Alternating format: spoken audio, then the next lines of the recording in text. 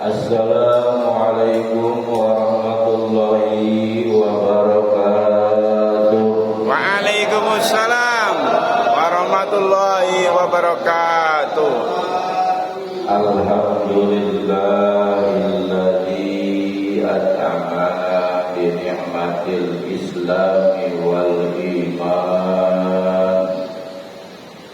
Asyhadu an la ilaha illallah wa asyhadu anna Muhammadar Rasulullah.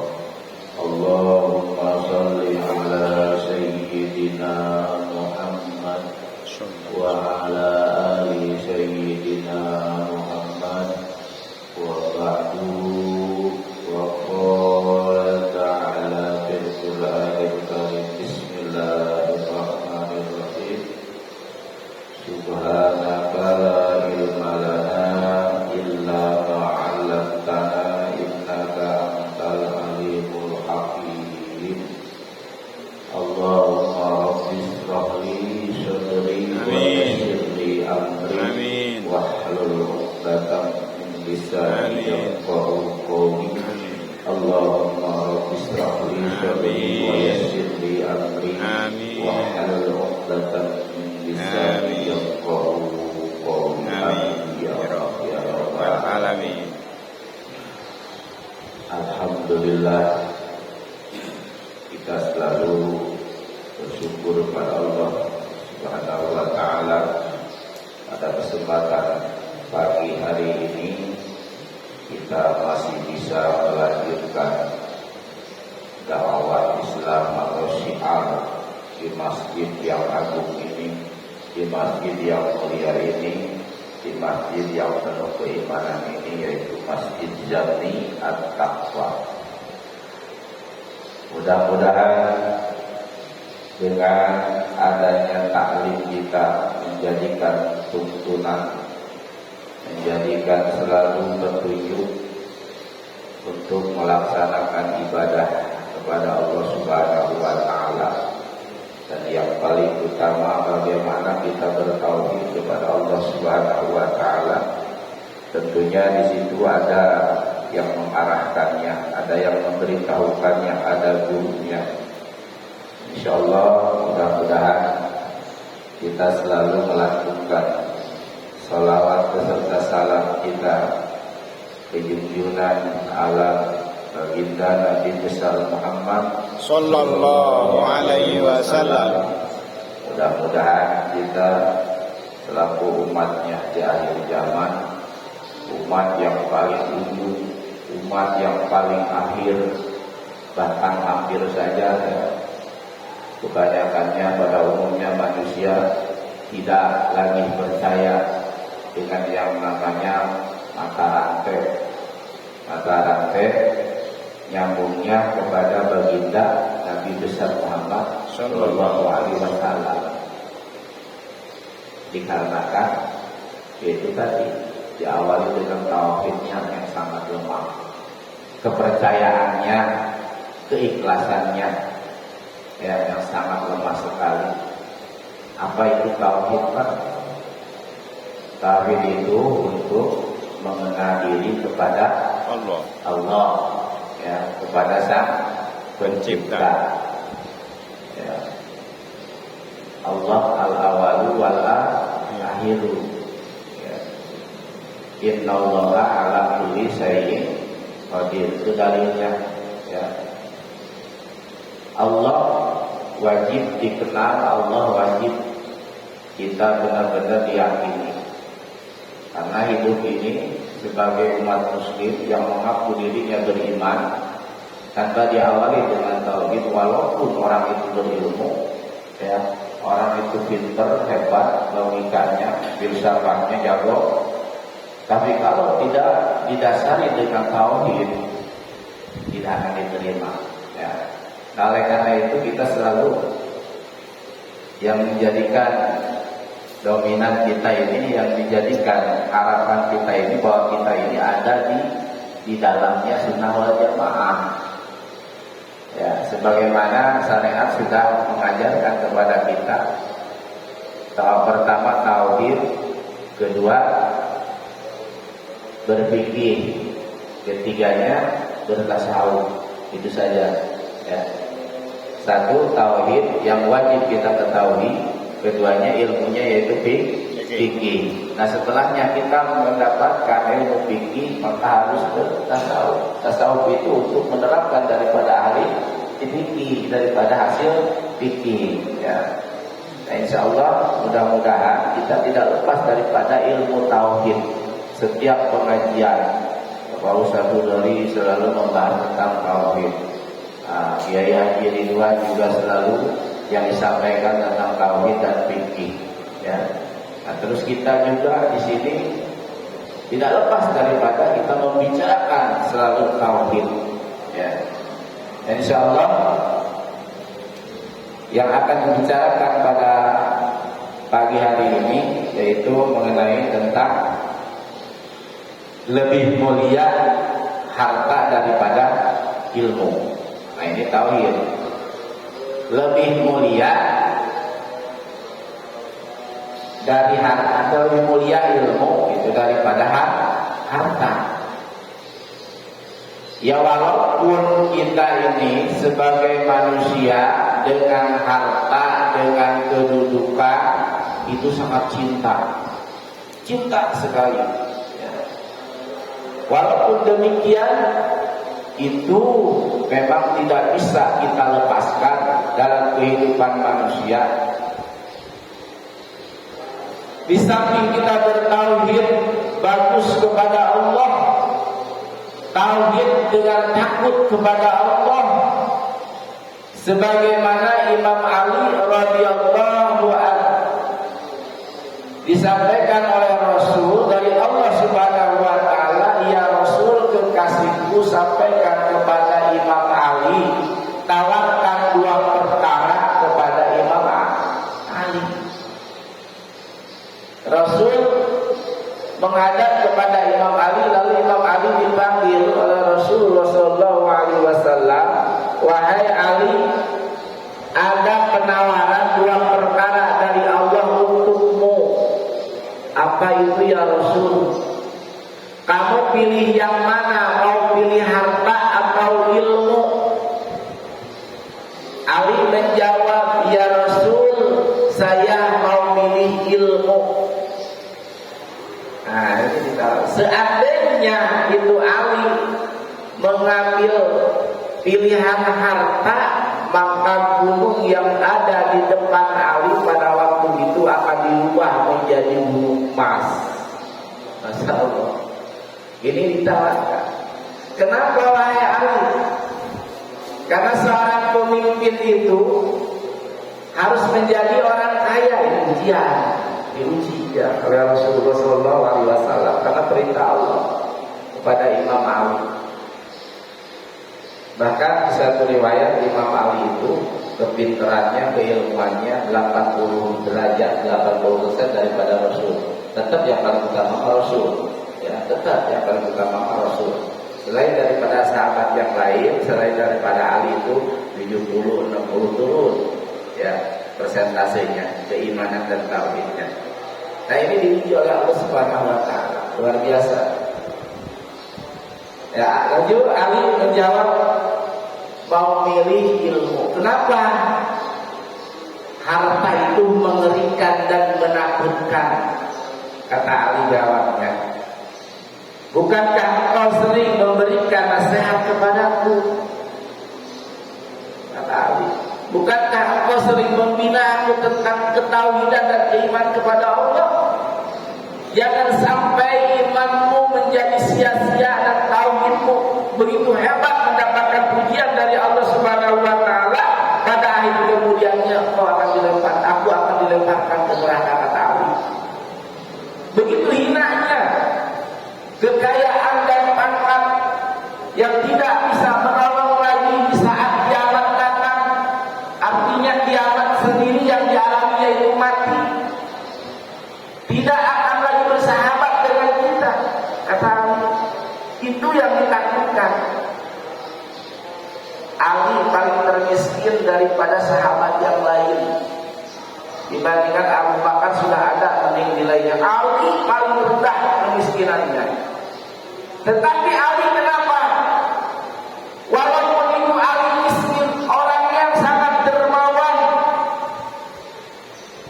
Pada suatu saat ketika bulan Ramadan, di akhir Ramadan, malam Idul Fitri, kata Ali begini, bukan orang yang dermawan kalau rezekinya masih diminta. Bukan. Walaupun kasih, kata Ali.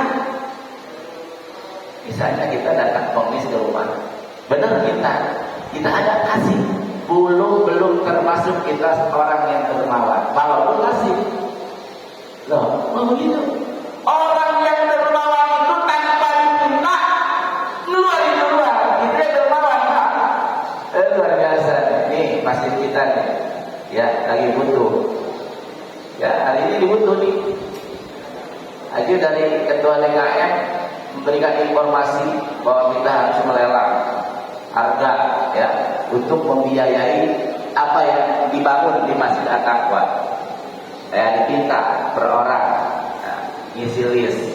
Ada yang 1 juta, 500, 300 paling terendah di situ.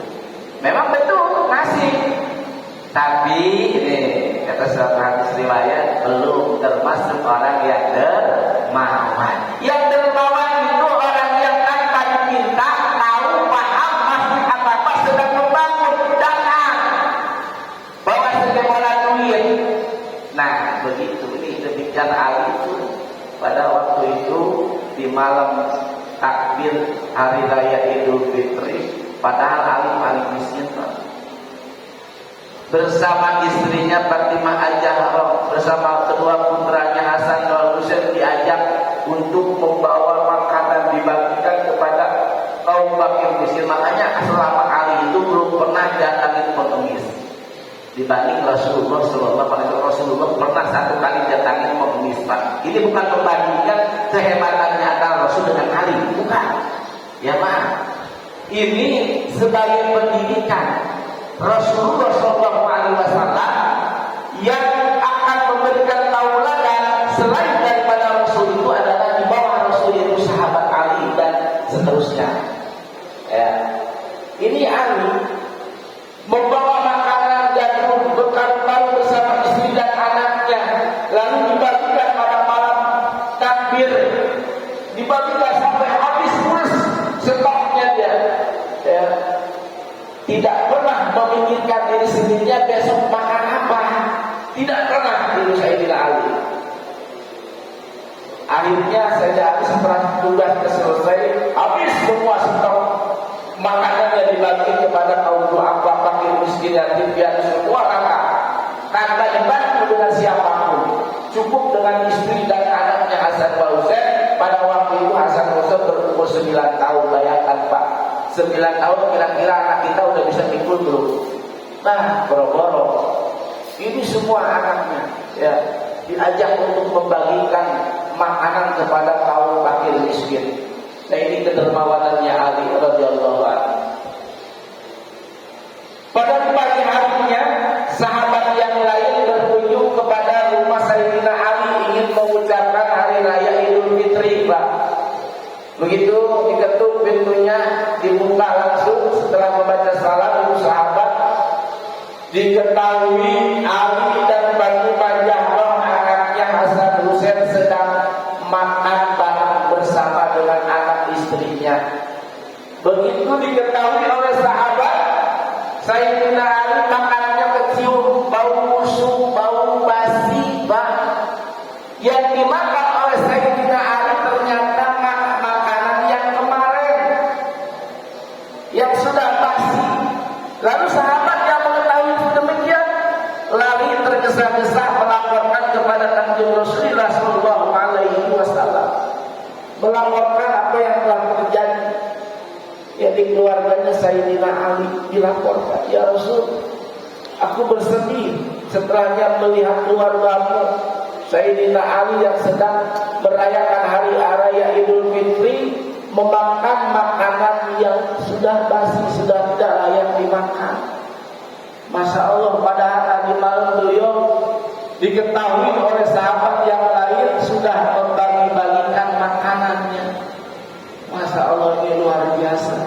kedermawanannya Ali, saking keimanan dan tauhidnya kepada Allah, sangat malu, sangat takut kepada Allah Subhanahu wa taala, keimanannya tidak diterima, tauhidnya takut tidak diterima tauhidnya, bahwa tauhidnya tidak kuat yang dibawa oleh Sayyidina Ali radhiyallahu anhu.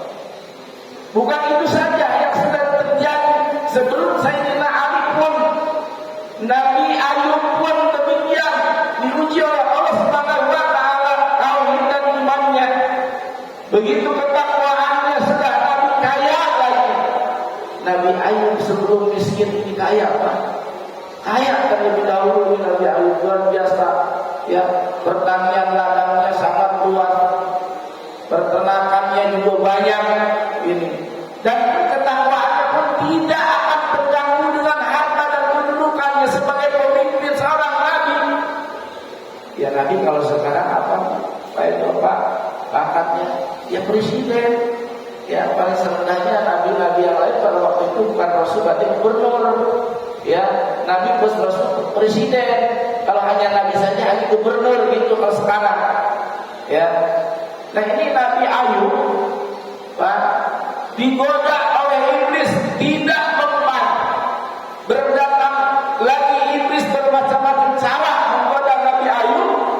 Tetap Nabi Ayub bertauhidkan kepada Allah Subhanahu wa taala dan takwa kepada Allah Subhanahu wa taala. Harta, ladang, pertanian, peternakan di mana-mana itu Nabi Ayub tidak akan menjadi hambatan untuk bertakwa kepada Allah Subhanahu wa taala. Bukan jaminan, kata Nabi Ayub, sampai iblis pun menggoda. Kemudian iblis hampir menyerah menggoda kepada Nabi Ayub.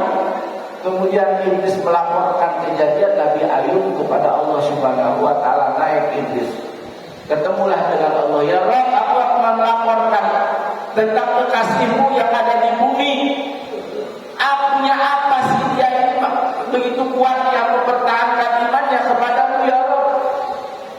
Allah menjawab, tidak ada izin Allah kepada beliau, siapapun yang akan menggoda meruntuhkan keimanannya tidak akan bisa diruntuhkan keimanannya Nabi Ayub.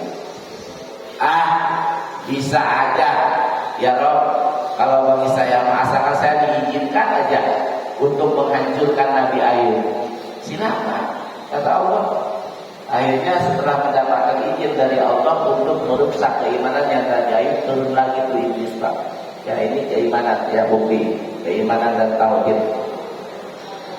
Kemudian turunlah iblis dengan cara apa menggodanya? Dengan cara begini begitu, tidak bisa, tidak mempan.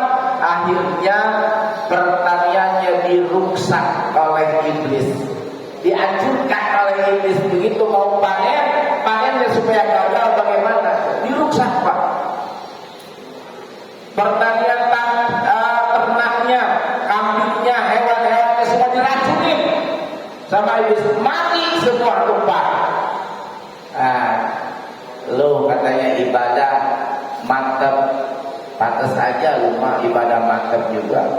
Kenapa? Karena lu banyak hartanya, ya, banyak kesenangannya, ya. Nah, sekarang lu rasakan, setelah aku jadikan miskin itu akan hancur, kata iblis. Nah, akhir kemudian iblis naik lagi, ya Allah, sudah aku hancurkan semua. Pertaniannya Nabi Ayub sampai ternak semua habis, tidak ada yang bisa satu pun. Dilaporkan lagi.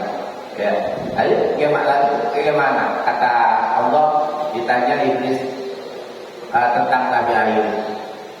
Masih saja tetap dia bertawakal kepada ya Allah. Ya, gitu. Akhirnya ya sudah, kasih tahu lagi aja, kata Allah, bahwa kamu sudah tidak punya apa-apa lagi. Hari ini sudah miskin.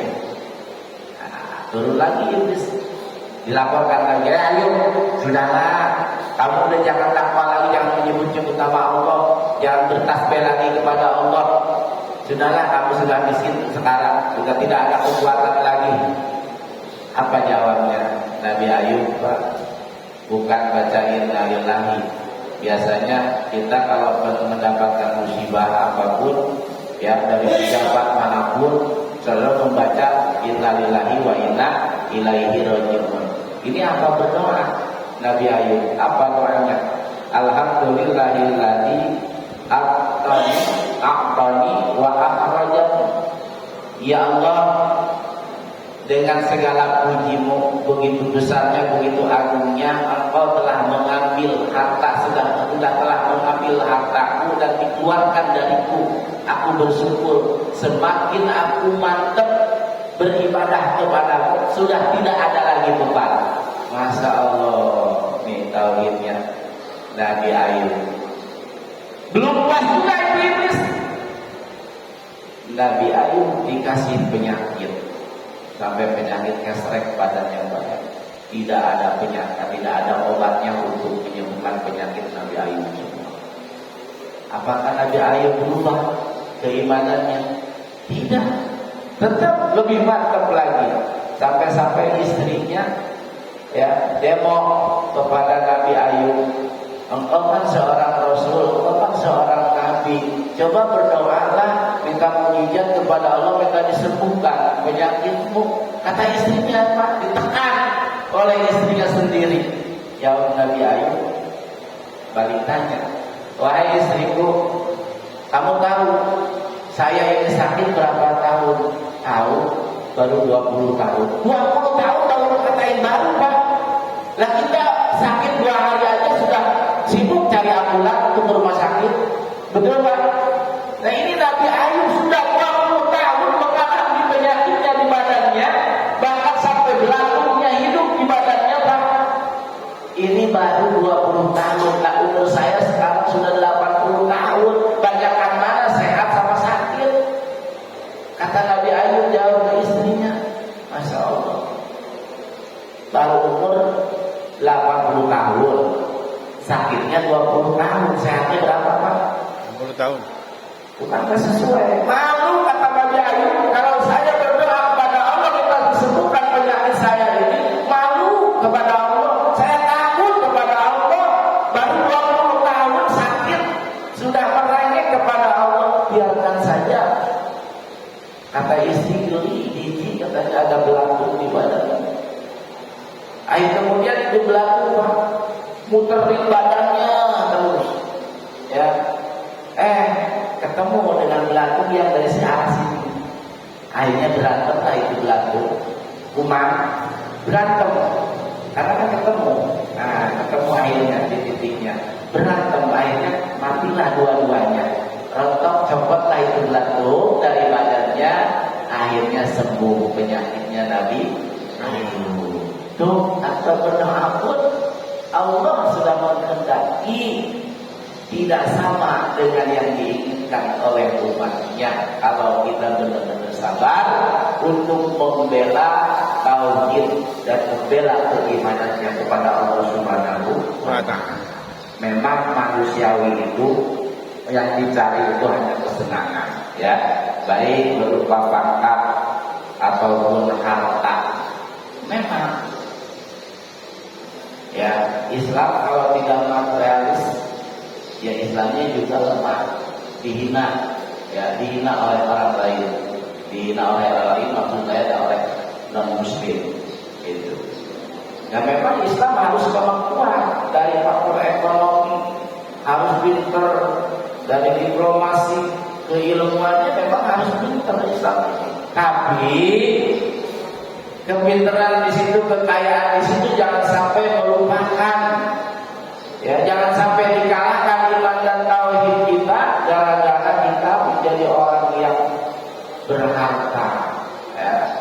Nah, biasanya kita ini kebanggaan kan, kata Rasulullah SAW, kebanggaannya hanya tempat, ya. Memiliki tempat atau rumah gede, ya, rumah gede, fasilitasnya banyak di rumah. Nah, Rasul pernah meriwayatkan dalam hadisnya di kitab yang lain, ya, ini akan terjadi terhadap umatku, yang akan menjadi berlomba-lomba itu adalah orang itu satu tempat kedudukan. Ya, memang benar, ya, kata Rasulullah SAW. Nah, tapi yang dimaksud Rasulullah itu bukan hanya rumahnya gede aja, halamannya lapang saja, kata Rasulullah. Bisa kayak istana bisa menjadi neraka. Ya, dibandingkan dengan rumah kecil tapi hatinya lapang, yang penuh kebebasan dan keikhlasan. Ya, sekarang mungkin Pak, orang kaya rumahnya dijaga, paling ini security rumahnya. Berarti ciri-ciri apa Pak orang kaya? Ciri-ciri hatinya tidak sesuai dengan apa yang dia miliki, hartanya banyak, rumahnya gede, berarti hatinya sempit, ketakutan hartanya dirampas orang, betul. Nah itu mudahnya. Ya, kita alhamdulillah walaupun rumah pas-pasannya, rumah dan sumur di dalam rumah, ya itu aja bolak-balik, ya. Bahkan ada tamu aja, istri sendiri, ada tamu di ruangan tengah, istri mau buang sampah dari kamar mandi, permisi dulu sama tamu. Tuh, berarti kita rumah ini sempit pas-pasan. Tapi hati kita selalu bersih, selalu lapang, tidak perlu pengawalan, tidak perlu yang menjaga rumah kita, ikhlas, kita silahkan. Nah inilah dirinya, ya. Kata Rasulullah, itulah yang akan diselamatkan oleh Rasulullah dan akan dicintai apa yang dia miliki, ya. Diganti oleh Allah seluas selebar alam dunia dibanding yang dimiliki di dunia hartanya, diganti oleh Allah Subhanahu wa Ta'ala. Itulah mulianya ilmu dibanding harta. Nah, oleh karena itu kembali lagi kita harus pikirkan perjuangan yang ada di tengah-tengah kita, masih kita ini memerlukan dana, biaya, ya, tenaga, pemikiran, doa, ya sesuai dengan kapasitas kita, kekuatan masing-masing, ya.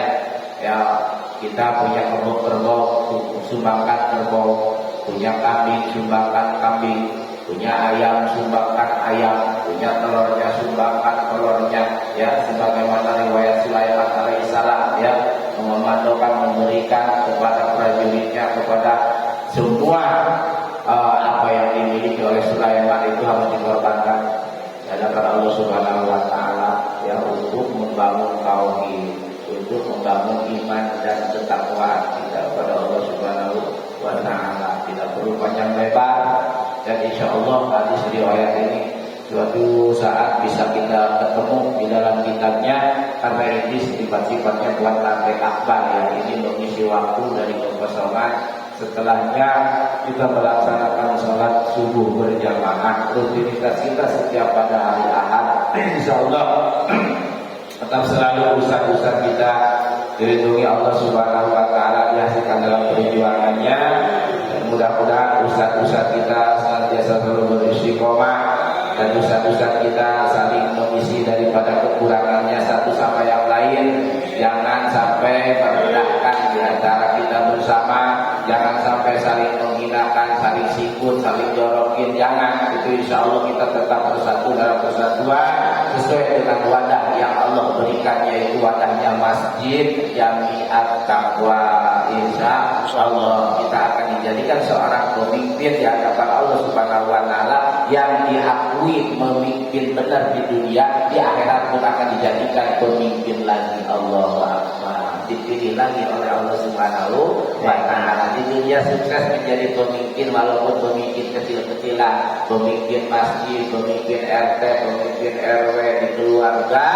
Kita sukses di dunia benar pemimpinnya amanah, adil dan bijaksana dalam memutuskan hukum. Pelaturan di masjid itu hasil musyawarah, insya Allah. Mudah-mudahan saya selalu berdoa, walaupun saya bukan bagian di masjid, saya tugasnya di luar. Kata-kata Allah dalam firman-Nya, bumi Allah masih luas, bukan hanya di kota bumi saja. Perjuangkan agamamu, bela tauhidmu, bukan untuk aku kata Allah, melainkan untuk kamu. Kamu membela agamaku, kamu membela tauhidmu, kamu membela imanmu, itu semuanya demi kemuliaanmu. Aku masih sudah mulia kata Allah, walaupun engkau tidak memuliakanku, aku tetap mulia. Aku sudah suci, walaupun engkau mengotoriku, tetap aku nilainya suci kata Allah Subhanahu wa Ta'ala di dalam hadis qudsinya. Begitu luar biasa. Amin ya rabbal alamin. Insyaallah mudah-mudahan dengan membaca surah Al-Fatihah kita akan selalu terjaga dalam perjuangan. Allah sukseskan perjuangan kita dari awal sampai akhir. Tidak ada hambatan suatu apapun. Tetap selalu kita untuk mengedepankan kepentingan dan kemaslahatan bersama. Amin ya rabbal alamin. Al-Fatihah. A'udzu billahi minasyaitonir rajim. Bismillahirrahmanirrahim. Alhamdulillahirabbil alamin. Arrahmanir rahim. Maliki yaumiddin. Iyyaka na'budu wa iyyaka nasta'in. Ihdinas siratal mustaqim. Siratal ladzina an'amta 'alaihim ghairil maghdubi 'alaihim waladdallin. Amin. Allahumma ya rabbal alamin. Alhamdulillah rabbil alamin. Ya dzal jalali wal ikram. Allahumma fa'alna bima 'allamtana wa 'allimna ma yanfa'una warzuqna ilman yanfa'una bi rahmatika ya arhamar rahimin. Allahumma nawwir qalbi bi nuri hidayatika kama nawwartal arda bi nuri syamsika abadan abada. Allahumma ftah 'alaina hikmataka wansur 'alaina min khazaini rahmatika ya arhamar rahimin. Allahumma inni as'aluka rahmatan nabiyina wa hifdzal mursalin wa ilhamal malaikatil muqarrabin bi rahmatika ya arhamar rahimin. Allahumma ij'al jam'ana hadza jam'an marhuma wa tafarruqana min ba'dihi tafarruqan ma'suma wa la taj'alillahumma fina wa la ma'ana wa la awalina wa haluman wa la ma'suman wa la matrudan bi rahmatika ya arhamar rahimin. Subhanaka Allahumma wa bihamdika asyhadu an la ilaha illa anta astaghfiruka wa atubu ilaih. Demikian akhir dakwah, alhamdulillahirabbil alamin. Assalamualaikum warahmatullahi wabarakatuh. Waalaikumsalam warahmatullahi wabarakatuh.